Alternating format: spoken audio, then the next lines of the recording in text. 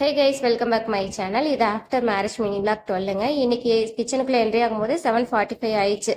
சரி, ஓகே, இனிமே ஹரிபரியா தான் வேலை பார்க்கணும்னு சொல்லிட்டு இன்னைக்கு லஞ்சும் நான் தான் சமைக்கணுமா.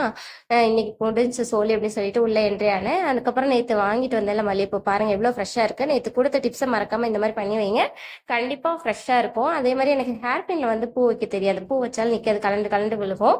அதனால இந்த மாதிரி ஊக்கு வந்து நான் அந்த நூலுக்கு இடையில விட்டு வச்சிங்கன்னா உங்களுக்கு நிற்கும். இன்னைக்கு பிரேக்ஃபாஸ்ட்டுக்கு வந்து சேமியா உப்புமா தான் செய்யலாம்னு சொல்லிட்டு பிளான் பண்ணியிருந்தேன். அதுக்கான ப்ரிப்பரேஷன் தான் பண்ணிட்டு இருந்தேன். அதுக்கு ஒரு பெரிய வெங்காயம் போட்டிங்கனாவே போதும். இதுக்கான குயிக் ரெசிபி பார்த்துலாமா? இப்போ ஒரு கடாயில் வச்சுட்டு அதில் 2 ஸ்பூன் எண்ணெய் விட்டுட்டு அது கூட ரெண்டு ரெண்டு ஸ்பூன் வந்து உளுந்தப்பருப்பு, 1 ஸ்பூன் கடலைப்பருப்பு போட்டுட்டு அது நல்லா வறுக்கணும். வறுத்ததுக்கு அப்புறம் நீங்கள் ஒரு பெரிய மீடியம் சைஸ் பெரிய வெங்காயம், 2 பச்சை மிளகாய், கொஞ்சமாக கருவேப்பிலை சேர்த்து நல்லா வதக்கணும். வெங்காயம் நல்லா வதங்கணும், அப்போதான் டேஸ்ட் நல்லா இருக்கும். இதுக்கு சின்ன வெங்காயம் போட்டிங்கன்னா இன்னும் டேஸ்ட் நல்லா இருக்கும். ஆனால் எனக்கு சின்ன வெங்காயம் கட் பண்ண டைம் இல்லை, அதனால பெரிய வெங்காயம் போட்டேன்.